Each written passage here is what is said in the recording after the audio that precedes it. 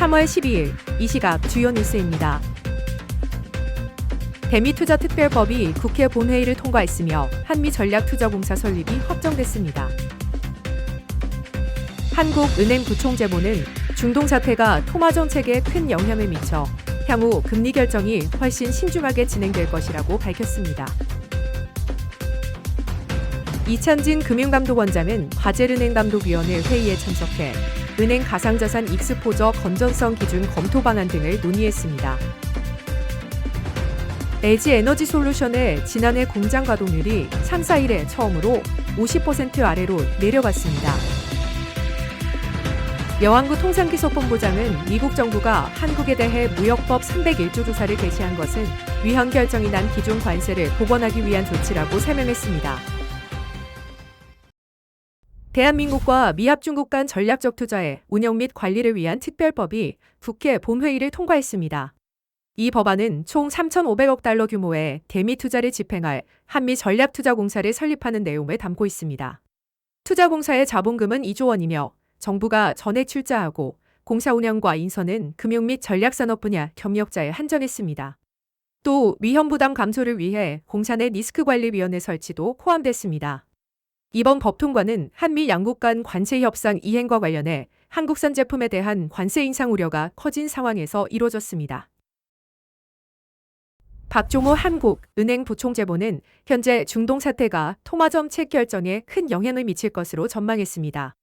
현재 상황의 불확실성이 높아 성장과 물가, 금융시장 심리 등의 변화를 면밀히 점검하며 4월 통화정책 방향 결정에 신중함을 기하겠다고 밝혔습니다. 물가 상승 압력에 대해서는 상승 속도보다 지속성이 중요하며 장기간 지속되는 비용 측 물가 상승은 인플레이션 기대 심리에 영향을 미쳐 토마 정책 대응이 요구된다는 입장입니다. 또한 중동 사태로 인해 국고채 금리가 급등했으나 진정시 금리가 하향 안정화될 가능성이 있다고 설명했습니다. 금융시장 변동성 확대 시에는 시장 안정 조치를 계속 유지할 계획임을 강조했습니다.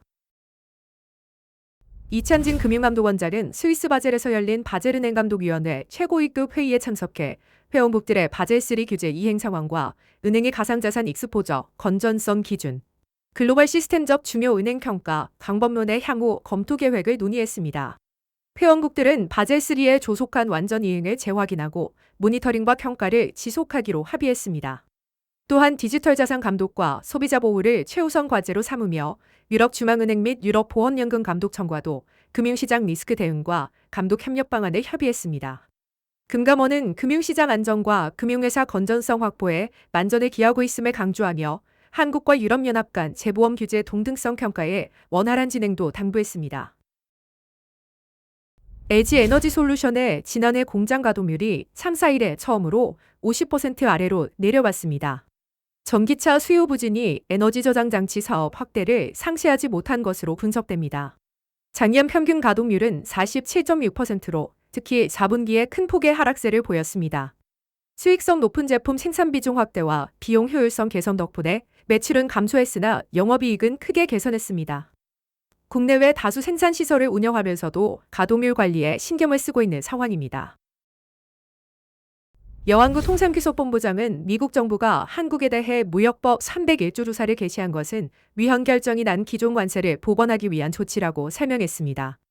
이번 조사는 15%를 초과하는 추가 관세 부과 목적이 아니며 쿠팡 개인정보 유출과도 무관하다고 밝혔습니다. 미국은 제조업 보응을 위해 중국을 비롯한 여러 국가의 과잉 공급 문제를 구조적으로 조사하고 있으며 한국에 대한 관세 수준은 합의된 15%로 유지되고 있습니다. 다만 대미투자법 등 한미 합의 이행을 하지 않는 경우 추가 관세 인상 가능성을 배제할 수 없다고 경고했습니다. 통상당국은 안정적 대처와 기존 합의 이행이 무엇보다 중요하다고 강조했습니다. 서울 강남 3구와 용산구의 아파트 매매 가격이 3주 연속 하락했고 서울의 아파트 매매 상승률은 6주 연속 둔화했습니다. 한국부동산원에 따르면 지난 3월 둘째 주 서울 아파트 가격은 전주 대비 0.04% 상승하며 상승폭이 0.01%포인트 축소된 것으로 나타났습니다. 강북 지역은 상대적으로 상승률이 높았고 송파구와 강남구 등 일부 강남 3구는 하락세를 유지했습니다. 수도권 전체 상승률은 소폭 증가했으며 지방은 상승폭이 축소되는 모습입니다. 전세 가격은 서울 강북과 강남 모두에서 상승률이 확대돼 전국적으로도 전세 상승률이 전주보다 증가했습니다. 설탕, 밀가루, 전분당에 이어 돼지고기 납품 가격 담합 행위가 공정거래위원회에 의해 적발됐습니다. 이마트에 돼지고기를 공급하는 9개 가봉 및 판매 사업자가 이체와 견적 가격을 사전에 합의한 사실이 확인돼 과징금 총 31억 6,500만 원이 부과되고 6개 법인이 검찰에 고발됐습니다. 담합 금액은 총 190억 원에 달하며 사업자별 거래 규모에 따라 과징금이 차등 부과됐습니다.